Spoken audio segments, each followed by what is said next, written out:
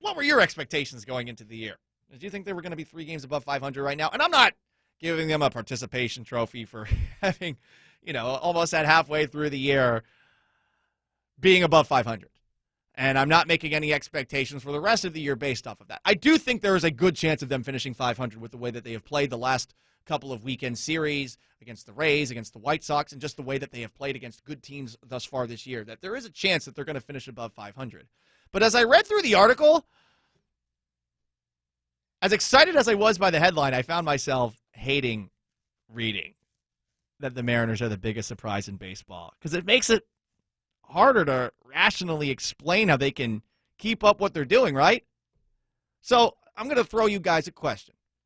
You can answer it again on the Mac and Jack's Brewing Company, text line 710-710. You'll get to call in at 8:15 and your chance to be heard, 206-421-3776 at 10:15.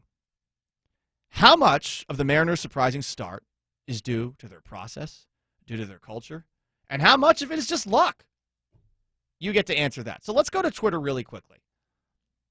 Matt responds, a lot of luck. Feels like a less extreme version of the 2018 team.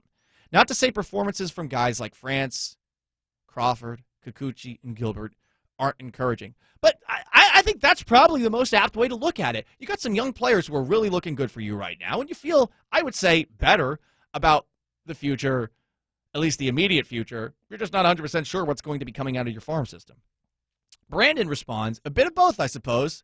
Shedlong is hitting. JP is killing it both defensively and offensively.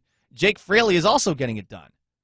I can see the improvements, but there have been some lucky moments, and this article outlines some of the lucky moments. 18-7 in one-run games. That's awesome. It shows a little bit of clutch, panache, chutzpah, if you will, like lots of cool little cute words that you can describe this team. They're mentally tough. Man, they're going to fight to the finish, blah, blah, blah. Buzzword, buzzword, buzzword. But whatever the case, that is the reality. 18-7 in one-run games.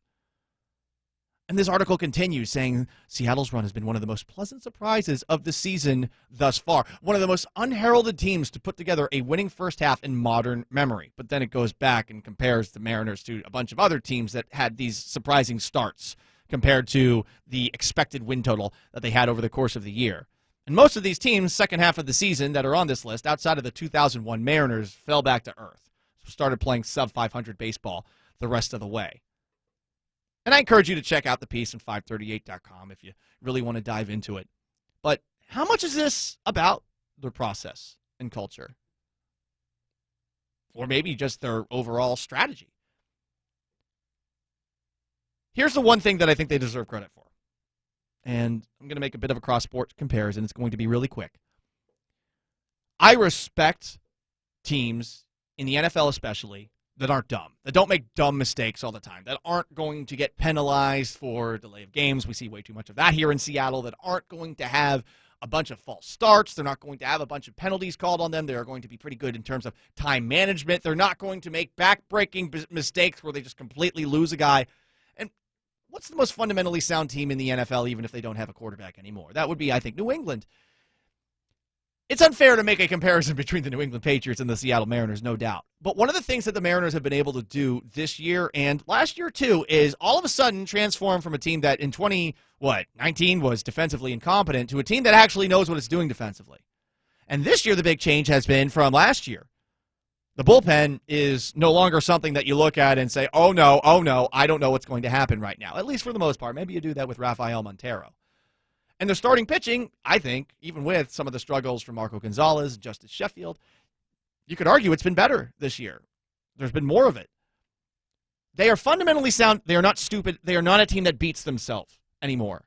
And that's, I think, a big step in the right direction. And I do think that that is partly due to their culture or their process or the way that they build a roster and the things that they prioritize. I don't want to give too much credit for it because the lineup needs to be better. But that part I do think deserves some credit. That said, there is definitely luck involved here.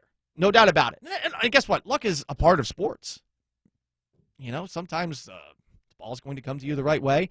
And while the Mariners have overcome some bad luck, you know, all those injuries, I don't think anyone listening right now is saying, yeah, the Mariners, no luck at all involved in a team with a negative 43 run differential that can barely hit having a record 3 games above 500, and in terms of their record against teams over 500, they have 7 series wins, 5 series losses, and 2 series splits. That does feel, for lack of a better term, a term made popular during the Danny and Gallant radio program this morning. The new term that we are going to just, make a part of American conversation in 2021, playing ahead of their skis.